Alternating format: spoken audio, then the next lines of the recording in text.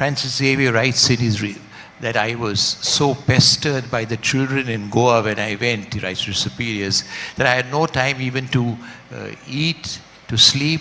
I'm just exhausted because the whole time they worry me to know about Jesus. And I taught them about the faith. I taught them the prayers. I taught them about the person of Jesus. But I wish there were more of us who to spread the good news. We think with gratitude to our ancestors, my own ancestors 400 years ago, who received the first news and accepted it and became disciples of Jesus. Francis Xavier writes so again that these people I found are so intelligent. These people, the Goans I've met, so intelligent, they understand what I tell them, and if only somebody was there to help them continuously, they would be excellent Christians. This is the word used. They would be excellent Christians, model Christians.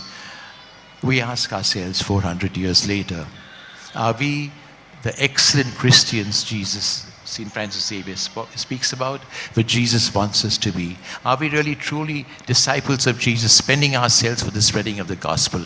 Are we really people who are working for the kingdom of God? Are we people who are compassionate, caring for the poor, caring for others? Are we a family, a community which really inspires others? Of the first Christian, they said that look at these Christians, how they love one another.